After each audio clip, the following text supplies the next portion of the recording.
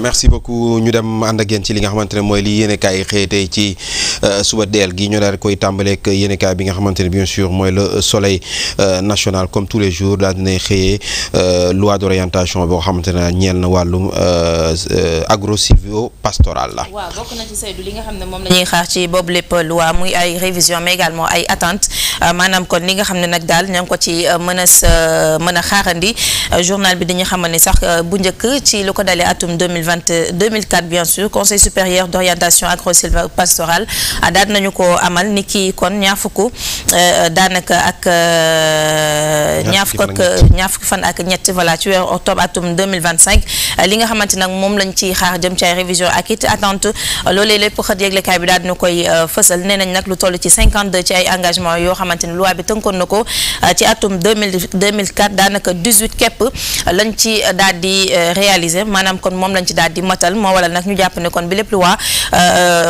kon faw rek ñu daal di koy saytuwaat bu baax a baax gis ngeen également kon li nga xam ne moo di Soleil yëglekaay ci la daal di ñëw ci lu yaatoo yaatu dikk na itam ci li nga xam ne moo ñeel daal président de la République Bassirou Diomaye Diakhar Faye ak kon lu ñeel wàllum 19e assemblée générale jëm ci wàllum agence universitaire bu francophonie moom chef de l'État nag dafa daal di plaider pour une francophonie académique plus inclusive bokk na kon ci lenn ci kàddu loo xamante ne mënees nañ ko jàpp te mu yëkkati ko foofee bu ñu sukkandikoo ci xët yëglekaay bi la di Le Soleil gannaaw moom ñu xoole beneen xët yëglekaay bu ñu ci noppee. ayca mu ngoog gannaaw Le Soleil ñu jàll ci yéenekaay bi nga xamante ne mooy 2 minutes pour lire l'essentiel mu mel ni xëy na jafe-jafe wàllum or fii ci Sénégal. waaw ci plus précisément Seydou ñi nga xamante nag ñooy daal di liggéey jëm ci wàllum tëgg maanaam xaalis yeeg or ak kon lépp loo xamante ni nag jëm na ci wàllum takkaayu soxna wala sax te ñu koy daal di soxla daanaka ñu duppee leen wàllum bijouterie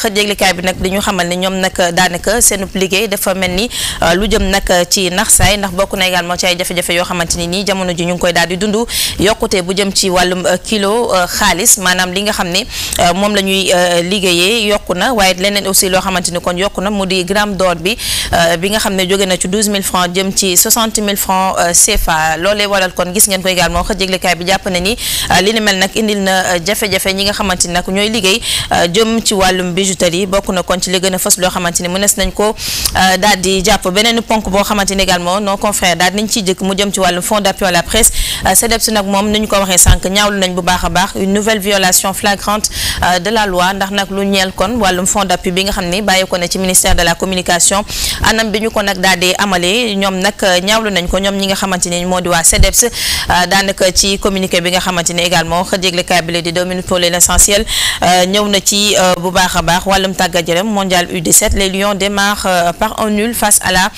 Croatie daanaka 0-0 moom nag la ñu daal di tàmbale bokk na également ci ponk boo xam ne mënees nañu ko seen ci xët yëglekaay bi la di 2 minutes pour l'essentiel de ce matin gannaaw 2 minutes ñu xool beneen xët yëglekaay ci gannaaw 2 minutes pour lire l'essentiel ñu jàll ci beneen yéenekaay l'observateur bi nga xam ne xëy na li ñu doon waxtaane léegi mooy l'affaire Madiambal Diagne. Oui, l'observateur qui est revenu largement sur l'affaire Madiambal Diagne bokk na également ci demande d'extradition bi nga xam ne ñu ngi koy xaar ñu war ko saytu ndax moom dañ koy indi Sénégal waaw wala déet lu ci mënti am nag journal bi mi ngi ñuy xamal ne nag moom Madiambal Diagne réunion également bi nga xam ne amal na ko démb ca Paris ak également benn clé USB loolu lépp kon lañ ci daal di kon gis ngeen ci la suñu naataango yi également daal di ñëw nee nañ nag ñi nga xam ne ñoo di avocat yi la yeen Madiambal Diagne ñoom nag ñi ngay fësal ab stratégie boo xam ne jëm na ci ñu daal di neenal procédure boobu yi nga xam ne engagé nañu ko ci kanamu chambre d'instruction bu cour d'appel bu Versailles nekkee nag ci France lu ci mënti am moom Madiambal Diagne dañu ñëw waa wala déet daan ci xam nag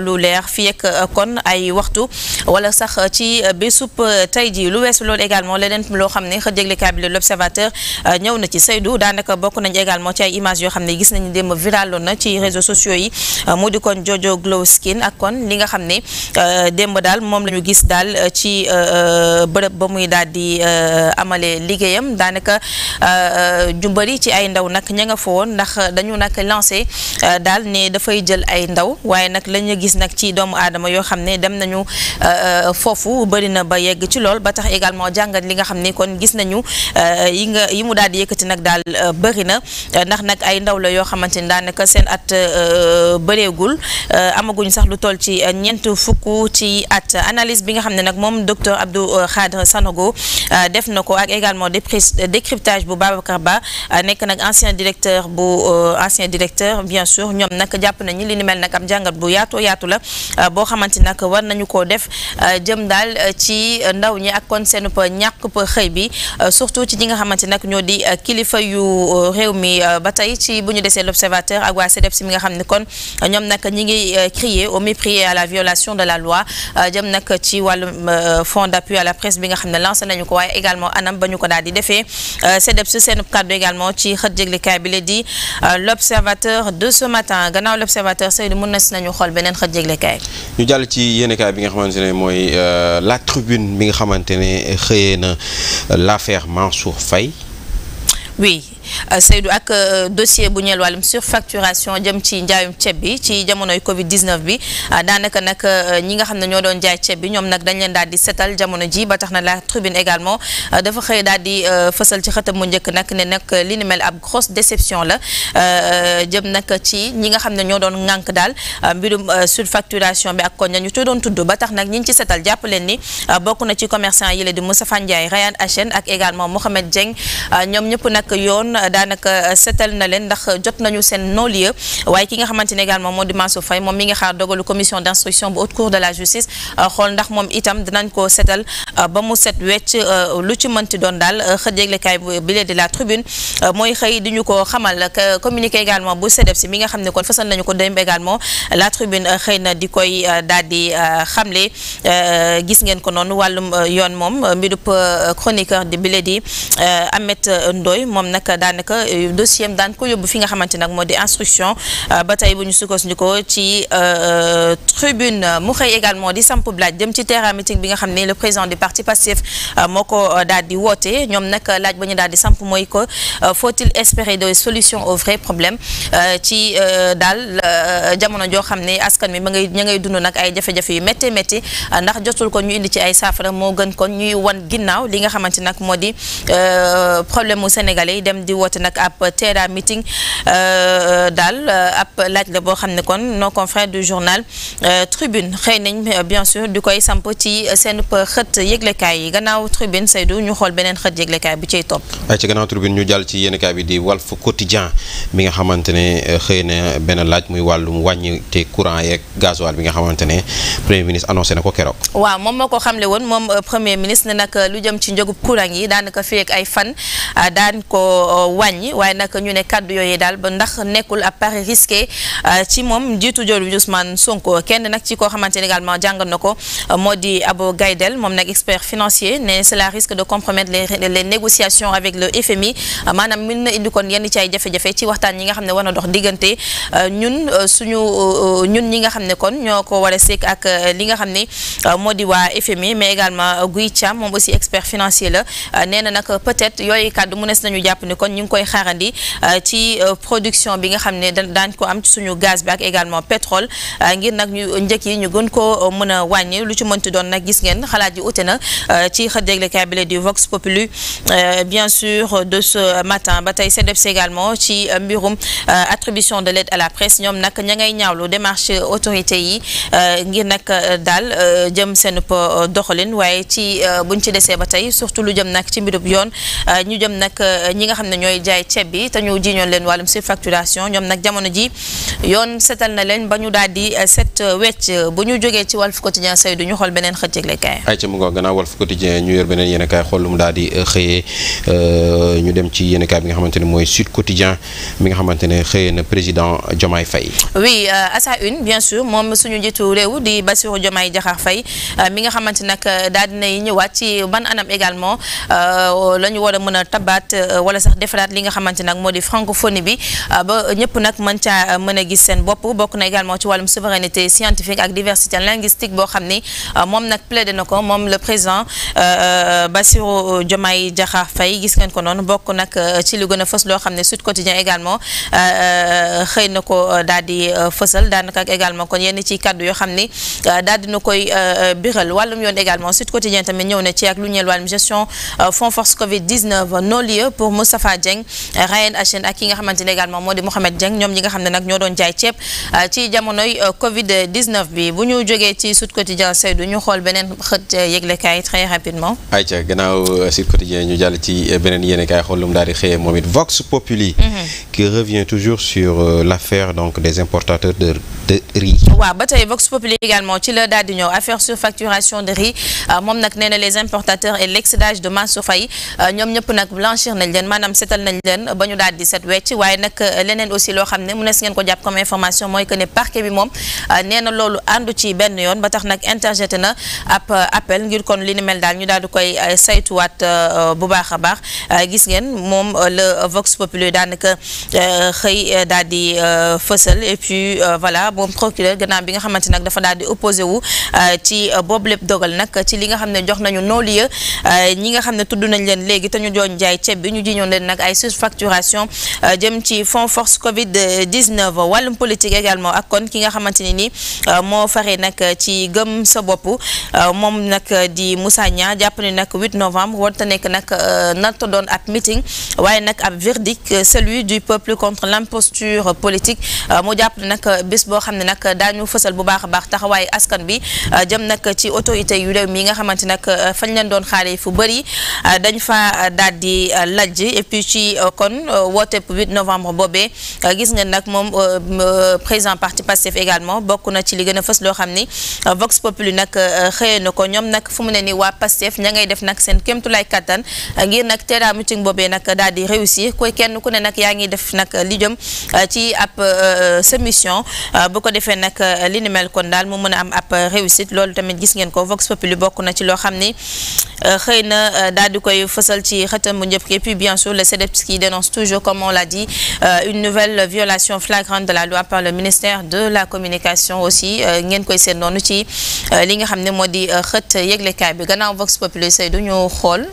ay ci gannaaw Vox Populi ñu jàll ci beneen yéen kaay xool beneen lu mu daal di xëyee mu mel ni le quotidien qui revient toujours sur l'affaire Mansour Faye. oui le quotidien sur l'affaire Mansour Faye à sa une bien sûr Mansour rit en attendant parce que nag moom Mansour Faye Seydou mi ngi xaar ndax moom également daan ko setal comme nu ñu setalee ña doon jaay ceeb mu di les fournisseurs ak ancien d'âge bu ministère ba nga xamante nag ñoom am nañu jamono ji nag ab non-lieu waaye nag moom ministre bi nga xam ne moom la ñu dénkoon wàllum développement communautaire moom aussi mi ngi am yaakaar ne daal lu jëm ci haute cour de la justice daal daan ko setal jëm ci affaire fonds Covid gis ngeen ko moom Mansour Faye moom ngeen di seet noonu mu ne daj ci xët yëglekaay bi la di le quotidien de ce matin annonce de la reprise du fonds d'appui à la presse le CDEPS fustige la démarche du ministère gis ngeen ko également moom jëwriñ bi dénk wàllum communication ak Mamour Ibra Kane ñoo nekk également ci xët yëglekaay bi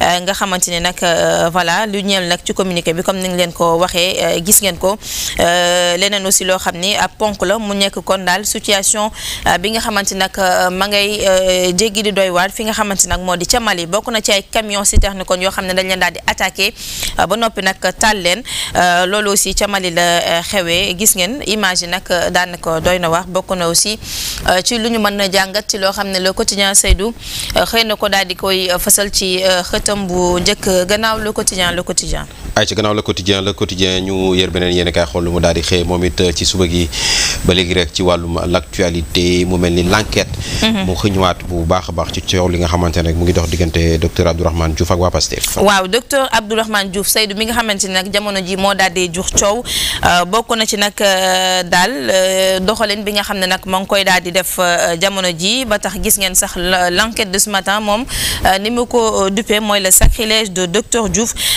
Abdourahmane Diouf jëwriñ nag bi ñu dénk wàllum environnement jàpp nañ nag ay attaques yoo xamante ni kon ñoo ngi koy def daal ci président Bassirou Diomaye Diakhar Faye ak nag na mu positionné wooy moom daal Abdourahmane Diouf ma ngay soulever ay critiques daanaka critiques yi sax li waral kon mu daal di gën a bëri maanaam moom dafa mel ni kuy beddi njiitu jëwriñ bi Ousmane Sonko jëm nag ci kàddu kon yi nga xamante daal ma ngi koy daal di yëkkati ba tax na nag gis ngeen également laaj bi nga xam ne nos confrères xëy nañ du koy samp mooy kon quel scénario pour le président de Awalé et ministre de l'environnement kon nag mu mel ni daal la ñu mën a xaarandi ci mbiram moom daal bëri na lool surtout ak sortie yu mujj yi nga xam ni def na ko daal moom la l'enquête Seydou daal di xëy bien sûr daal di fësal coopération économique ñi ngi xamal ne nag moom président Bassirou Diomaye Diakhar Faye dina dalal ñi nga xamante nag ñoo di waa FMI wala sax dalal na kon ñi nga xamante ne bien sûr ñoo di waa FMI loolu aussi waa l'enquête jégle kay xëy nañ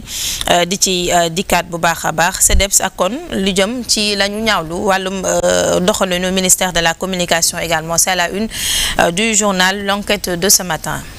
mu ngoog gannaaw l'enquête ñu jàll ci mën nañu jeexal ak wala ñu ayca ban moo ci topp je pense que des na Libération mu ngoog Libération qui est revenu en l'ordre donc ci li nga xam ne mooy ba léegi rek ci wàllum je pense que ba léegi rek ci rapport ARCOP bi nga xamante ne génn na démb muy gestion 2023 muy gestion 2023 kon nag Seydou ak ay soupçons de surfacturation yoo xam ni rapport bi fësal na ko ay marches truquées mais aussi ay collusions frauduleuses yoo xamante nag gis nañu fës na loolu ci rapport ARCOP surtout lu jëm ci wàllum gestion 2023 ñu jiñ ci nag ñi nga xamante ne mooy ministère bi ñu dénk wàllum communication ak des télécommunications et de l'économie numérique daanaka lu bëri nag ci daal yoo xamante ne jaarawul taal wala sax ñoo xam ne waroon nañ fa jaaree te doxuñu fa rapport bi nag fësal na ko bëri na kon ci ay société yoo xamante ne nag ñoom dañu daal di am ci marché yu bëri yoo xam ne nag jox nañ leen ko waaye ba tey bu ñu di xool daanaka société yooyee daal teguwuñ fa ñu war a daal di tegu soit sa am na lu bëri loo xamante ni nag ëlëm na xelu askan wi bu ñu sukkandiku daal ci rapport bi ni nga xam ne nag fësal na ko yenn nag ci ay soupçons de surfacturation bokk na ci ab visseuse perceuse boo xam ne facturé nañ ko à 148 000 francs CFA benn marteau menuisier bu ñu jëndee à 12 000 francs CFA benn marteau arrache-clou à 8 000 francs CFA ci daal ab marché d'achat groupé loolu lépp kon bu ñuy di xool ak prix unitaire bi daanaka la ñu bind ak la ñu gis ni nag moo ca daal di am wuute na lool moo waral kon ñu gis ngeen ñu daal di bind nag ab soupçon daal de surfacturation boo xamante ne fës na ci rapport bi et puis yamuñu ca ndax également neneen ci biir ministère ba am na ab oto boo xam ne nag dañu ko loué woon ba ñu doon fay 282 000 francs CFA par jour kon boo xam ne chaque jour kon dañu ko doon fay donc le coût tourne à autour de 110 000 francs CFA ay chauffeurs également ak ay société de location daal yoo xamante ni daal yëf yi daal doy na waar bu ñuy di xool kon ci li nga xamante nag moo di la rapport bi daal di fësal rapport bi nag yemu ca ndax aussi ñi ngi ñuy xamal ni am na ay pack d'eau minérale kon yoo xam ne facturé nañ ko à 3520 alors que prix bi maanaam sur le marché mi ngi toll ci 2800 francs CFA selon également les auditeurs ak kon ay facture daal yoo xamante ni jéggi na dayo maanaam lépp kon jëm daal ci yokkute boo xamante ni gis nañ ni amal nañu ko foofee ci seen gestion atum 2023 ñoom ministère de la communication des télécommunications mu bàyyi ko nag ci rapport ARCOP bi nga xam ne fësal nañu ko niki démb ci daal seen doxalin ñoom waa ministère boobee ci atum 2023 kon Seydou bokk na ci li ñu mën a jàpp loo xam ne Libération xëy na di koy fësal Mansour Faye moom ma ngay xaar jamono ji également yoon daal di koy setal ba mu daal di set wecc ci jamono joo xam ne sax ñu tuddoon mu di les fournisseurs ñoom dañ leen daal di bàyyi jox leen ab non-lieu moom nag Mansour Faye ma ngay xaar daal yoon mu daal di koy setal surtout lu jëm ci wàllum haute cour de la justice Seydou. mu ngoog merci beaucoup Mariam, on va terminer avec du sport pour parler bien sûr de Ligue des Champions ce soir qui sera bien sûr la meilleure équipe d'Europe entre le Bayern et le Paris Saint-Germain. C'est ce soir à 20h Inch'Allah. On parle aussi de cette timide entrée en lice donc de nos Lionceaux hier face à la Croatie 0 but partout la ñu daal di génne waaye tamit match amical contre Brésil dafa mel ni nee nañu Ancelotti daal convoqué na les meilleurs joueurs donc du Brésil pour affronter le Sénégal wax na dëgg de ku demir rey sa maam fas yéene lu ñuul dinaa daw waaw. Iliman Ndiaye qui a été super hier mais qui est sorti sur blessure, on espère tout simplement que c'est pas très grave parce qu'on a besoin de notre Iliman. D'ailleurs sur Quotidien gis naa am na ku ci def tey benn article il parle de Iliman à Iliman maanaam jóge na ci Iliman léegi Yéliman la. maanaam dafa kii. dafa laal vitesse. kii la Aliou Cissé doon teg baax Alaaji Rasta Iliman Ndiaye mi de la doon teg baax yàlla na ko sunu àq daal Aliou Cissé naroon nañ fay football barrage coupe du monde de barki yàlla. barrage coupe du monde ni ñu méttee El Hadj Ben Makhtar. moo gën a métti éliminatoire. non lii moo gën a métti. nar fay jóge di football yi Océanie ak Asie. kon di jóge génn continent dem yeneen continent. te gagné Afrique. de ay. terewul nga dem fële ca kaw. non xam nga lu ci garaaw problème bi mooy boo génnee Afrique fii gis nga équipe bu Amérique latine yi ngay dajal. Ali Baba Koumanaar. di nga fekk équipe yu taxawaay. ñeenti équipe africaine yi des moom xanaa ñu ñaanal leen rek waaye seen qualification dina ma bett de dina ma bett trop.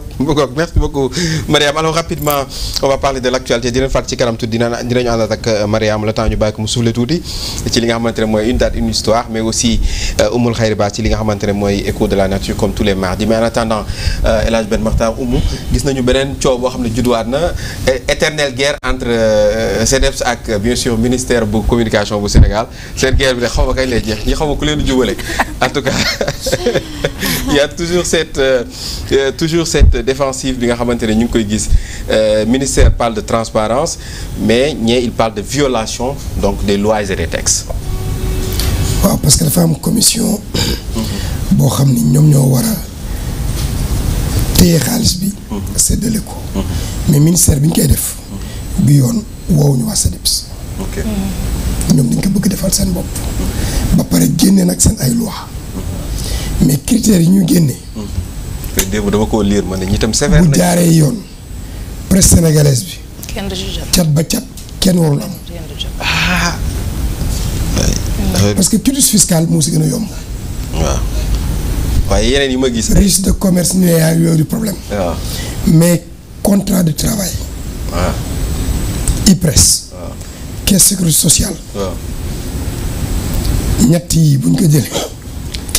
et puis mais banalement Ben c'est des choses qui sont normales pour un travailleur ah. li nga ma yimal nii c'est le b.a.-ba de xaw ma lan c'est le plus terre à terre qu'un travailleur puisse. travailleur puisse avoir ah. contrat de travail IPRES IPM xaw ma caisse de sécurité sociale. non yooyu c'est des choses qu'un travailleur doit avoir ah. travailleur bi dafa war a am déclaration mouvement du travailleur. waaw bu signé contrat am bay. waaw dañ koy yóbbu inspection du travail. waaw ñu defal ko déclaration mouvement du travailleur. waaw après mu am numéro IPRES. am numéro caisse sécurité sociale. léegi nag xam nga itam entreprise de presse yi dañu bare caay-caay. boo amee 100 employés. waaw da nga dem déclarer 10. nga ne ñii ñooy liggéey ci man ñii ñoo am këyit yëpp. bu ko jaaree foofu gars yi dinañu am mais bu ñu waree génne contrat wu ñëpp wane ni ñëpp déclaré nga leen ñëpp am nañu IPRES ñëpp am nañu caisse sécurité sociale yàlla xam na ne bu ñu ko defee kenn du am. c'est compliqué hein. amul entreprise de presse Sénégal bu mëtale loolu du premier employé ba fin ba amul. je défie tous les patrons de presse amul kenn. au ku ko si am au moment où nous parlons au pire sax am na si ñu bëri ñoo xam ne dañ lay dagg sax te duñ ko versé ji.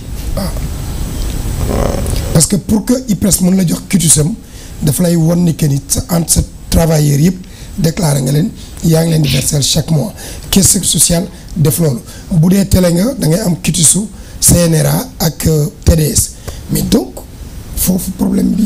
mais Ben aussi pourquoi les entreprises de presse ne veulent pas se conformer je sais pas moi c'est quoi le souci. du bëgguñu dañoo mënul amuñu.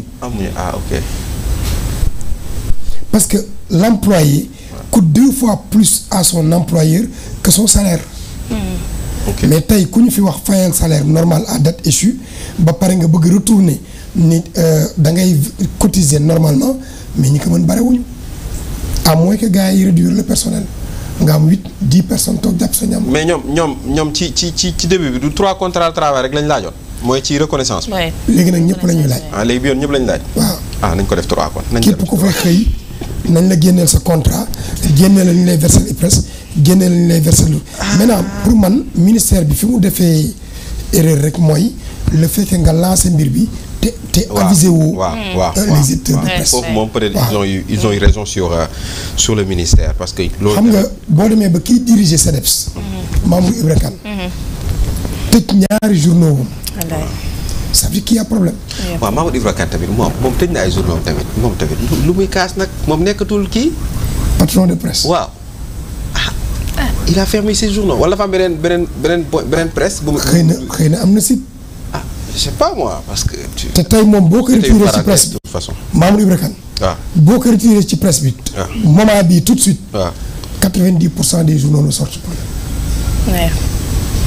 parce que boo demee Soleil ci ginnaaw. wetu anat.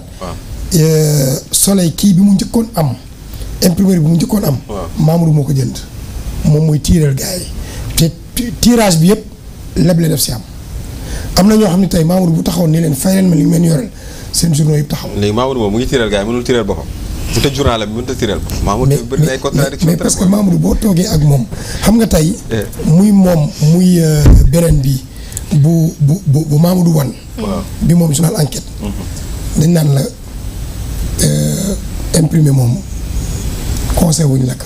ça coûte cher. ça coûte cher ça. parce que li gën a xam nga le papier de coût bi dafa yokk. journaux yi jaratuñ. li gën a ndaw aujourd'hui c'était 90 600 léegi yéeg na à 120 000 francs pour les 1000 exemplaires mais boo jëlee 120 000 multiplié que par 6 jours c'est ça te fait combien le mois ñaata la. te journal du la rapporter loolu.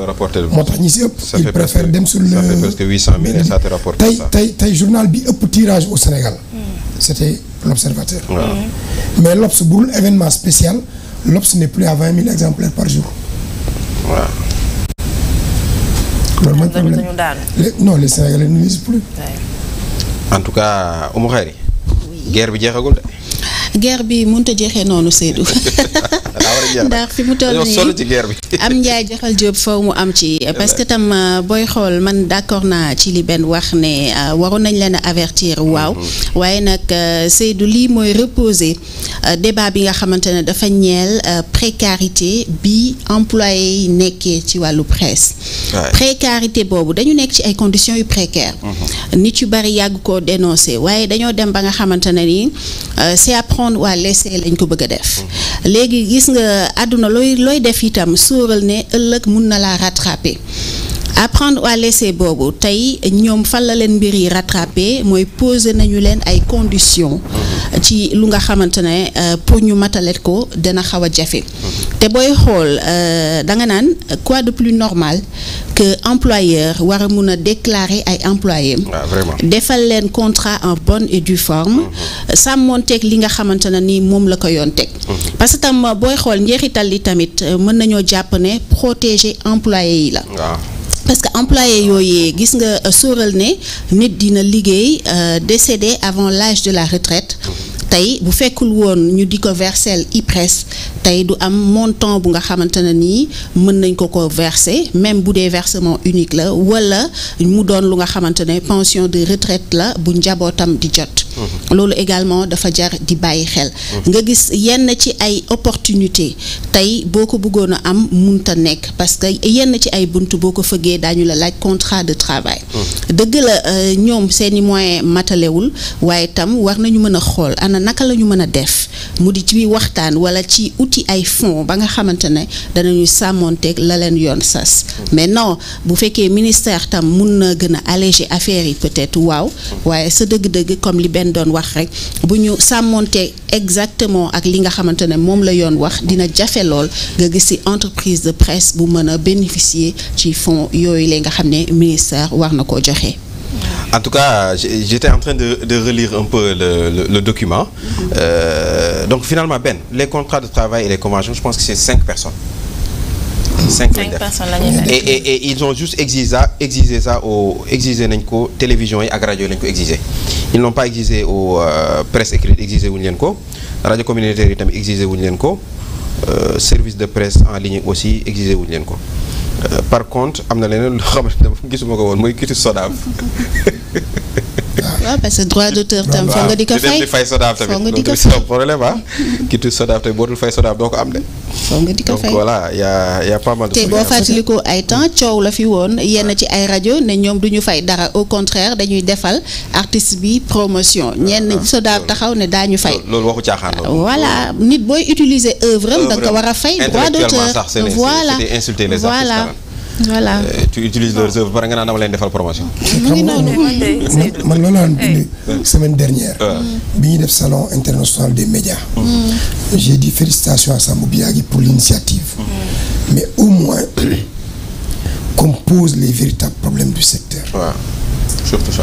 mënuñu def salon bi woo journalistes africains yi ñu ñëw au moment où neexul nag ci wax ji parce que mën na indi beneen interprétation pour man y a pas un journaliste sénégalais journaliste laa wax de boo xam ni li koy permettre mu fay location fay ndox fay courant solu def transport gérer njabootam salaire am moo ko jox dans ce pays amul jafe na de un journaliste sénégalais boo xam ne li muy fayu ça lui permet de régler tous ces problèmes là du 1er au 30 pour man amul maison de presse bu ko fi gérer donc il faut qu'on pose les véritables problèmes maintenant na journaliste itam nangu à travers ces éditeurs là toog ak ministre bi waxtaan ak moom def benn gentleman agreement ñu tomber d'accord sur quelque chose parce que ñi ñu jàkkaar lool gëmuñu la presse traditionnelle démb à 20h Pastef préparait son terrain meeting du samedi oui. à travers ces différentes plateformes te ñoom dañu nangu li leen seen président wax presse traditionnelle bi teg leen fee nañu liggéey ak ñun li ñu am li ñu porté au pouvoir nit bu taxawee noonu yow war nga mën a génne beneen stratégie pour def jàmm ak ministre bi ñëw waxtaan ak moom ñu xool naka la ñuy def ba benn juboo mën a am au moins ces fonds là ñu génne que c'est parce que les gens ont besoin aussi Seydou gars yi sonn nañ de. mais benn li ñu fàtte foofu noonu waa Pastef mooy que ne les médias classiques ñoo leen révélé au grand public les médias classiques ñoo leen porté ba benn moment ñu xam ne combat bi pour ñu wéyal ko dañoo soxla réseaux sociaux yi surtout bi ñu demee ba nga xamante ne yenn ci ay médias classiques bi ñu doon diffuser seen ay programme dañ doon couper seen signal ñu daal di ne la bataille se continue la bataille continue au niveau des réseaux sociaux bu fekkee la bataille se poursuit au niveau des réseaux sociaux nag am na njukkal gu nga xamante ne ameel nga ko ñi nga xamante ne ba dara dul dara itam ñoo la fësal man moo tax bëgguma nekk ci dynamique gu gëm nañu ko ak ñàkk ko gëm parce que lu am la loo xamante ne dindi ko dafay dal di jafe. liy confirmer li ngay wax. voilà bi ñuy nommé tous ceux qu'ils ont nommés viennent des médias traditionnels. voilà. Pape Alé Momar Diong. Biagui. Mame Gor Ngom ñoom ñëpp ci médias classiques la ñu jógee. exactement maintenant man damay demander Pape Alé Momar. Sambou.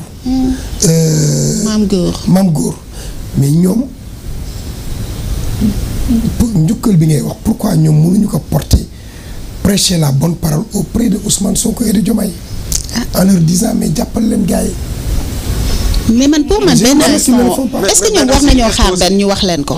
mais du xaar aussi mais aussi il faut comprendre une chose. mooy li benn wax aussi il faut que ñoom it la presse aussi qu'ils savent lâcher prise aussi. il faut que ñu am gentleman agreement mais xam nga ñun tey presse sénégalaise dañoo foog ne ñun nous sommes intouchables ñun dañuy tout le temps ñu bomber suñu torse non c'est la presse c'est-à-dire il faut que ñu qu'on redescende sur terre. mais est-ce que tamit Seydou bañ nañu ko. non li ngay wax noonu. nañu wàcce waat bal bi est-ce que bañ nañu ko. non loolu laa la wax c'est-à-dire tey par exemple l'autre jour le directeur de la communication wax na ko Mamoudou nee na ko Mamoudou c'est-à-dire yow propos yi ngay tenir c'est tout le temps blessant le gars il l'a dit à Mamoudou directement. xaw ma ndax seetaan ngeen ko. Arouna Dia si. waaw mu ne ko yow tu tiens des propos qui blessent. mais ces propos qui blessent là aussi ça compte nit ñi ay humains lañ.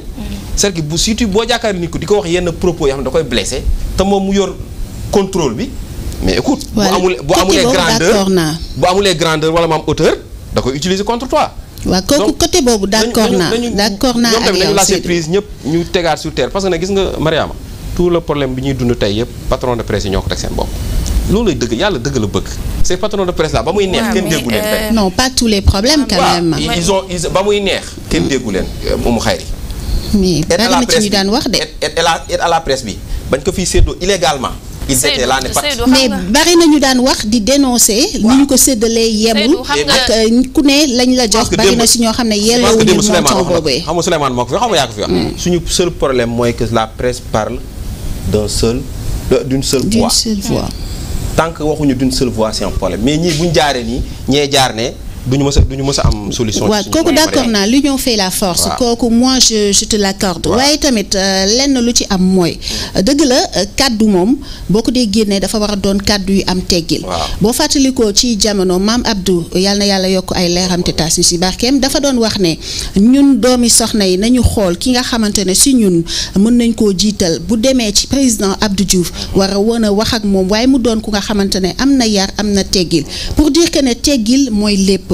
yar mooy lépp kooku d'accord naa ak yow waaye bu ñu demee nag ba teggil googee dugg wala ñu gis ne du ñëpp ñoo am comportement boobee état moo njaboote ñëpp ak lu mën a am moo njaboote ñëpp te itam ni nga mën a def question de survie la boo bàyyee xel également ci ne am na yenn doxalin yoo xam ne boo ko defee tey fa ngay mujj mooy ñu bari dinañu ñàkk seen ay emploi ñu bari fa ñuy mujjee mooy ci situation bu nga xamante ne doy na waar te ci yow lay këpp waat parce que dëgg la état du joxe emploi waaye état mun na créer ay conditions yu ñu mën a employer ba tey d'accord waaye tam waxtaan dafa am solo te ñaari parti yëpp ku ci nekk mën a lâcher du lest affaire bi tamit loolu la. ku nekk bàyyi ñu daje ñu jubóo. waaw man xam nga Seydou li ma ciy dolli tuuti la rek parce que li ngay wax ni acteur de la presse aussi ñoom il faudrait que parfois ñuy lâcher prise. ma ne la est-ce que ñoom maanaam dañ la wax ni xëy na bëgguñu loolu.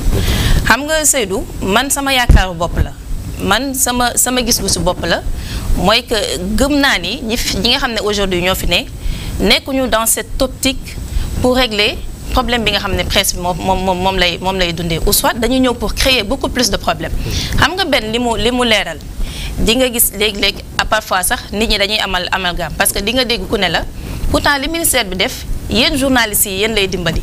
mais et pourtant on est d'accord mais pour man également am na ci loo xam ne boo koy def mais dafa war a am loo xam ne mooy li jiitu muy wàllum waxtaan concertation mais gouvernement bi la ñuy gis bañ leen falee lan la ñu njëkk a def Seydou bañ leen falee jeune reporter la ñu jël dalal leen palais avec le président de la République ñu waxtaan kenn ku ne wax luy sa ay préoccupations d'accord nga gis après loolu également ñu dugg ci ay machin xool ñan ñoo tegi ci yoon ñan ñoo tegul ci yoon loolu ba tey mujjul fenn parce que même ñi nga xam ne sax gisoon nañu tegu nañu ci yoon fan la ñu mujjee ak ñoom man waxoon naa la fii nii même bu fekkee tey dañuy dem bay identifier ñi nga xamante ne ñoo nekk ci légalité ak également ñi nga xam ne ñoo illégal mais au moins ñi nga xam ne ñi ngi ci yoon état na li jënd seen ay mbir bu fekkee tey aide à la presse wala subvention jàpp nañu ñoom lépp lu ñu leen di demande ñoom amaan na matt nañu ko mais état war na mën a teggoog ñoom mais ba tey loolu amul fenn fu mu mujj ba tey gis nga sax yëf yi sax dafa mel ni dafa gën a yokku donc on est dans un pays de laisser aller boo xamante ne nii li am ci presse bi moo am partout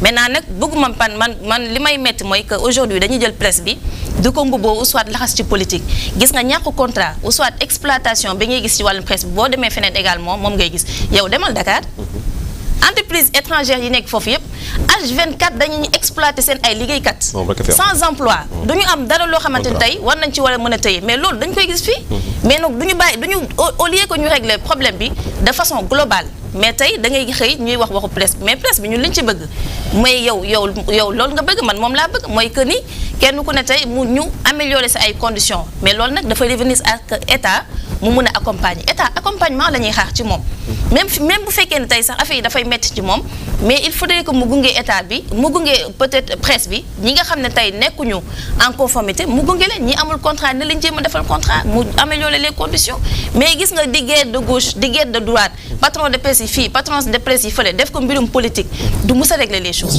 gis nga Mariama le président Diomaye bi ngay def seen assises yu mujj lan leen wax dialogue politique dafa on a plus de 300 partis 14 ñoo si jaar yoon dafa tax ñu sanctionné leen sur 300 14 rek ñoo respecté la législation est-ce que dañu tas ñeneen ñi léegi loolu ñu appliqué wul ci politique yi on va l'appliquer au niveau de la presse te au niveau de la presse man damay utiliser toujours deux mots patron de presse promoteur de presse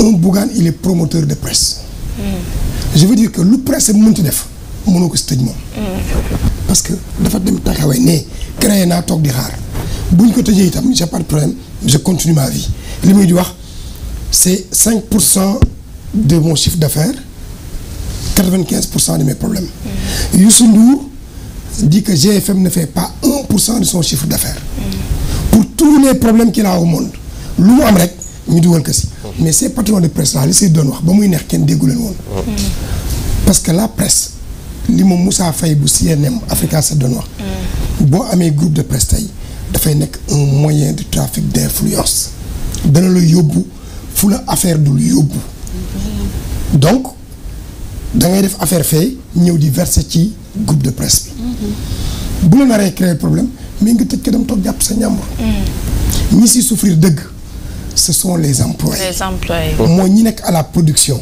mais ces patrons là mais tey nañ jël le cas Madiambal il est en France sa famille est en prison mais ay traiteurs ñoo leen yóbbul ñuy lekk ils sont peinards nañ waxante dëgg. patron Mamadou Ibra Kane léegi Seydou daf ko effleuré dem il a fermé ses 2 journaux. Stade ak suñu lamb mais il vit bien.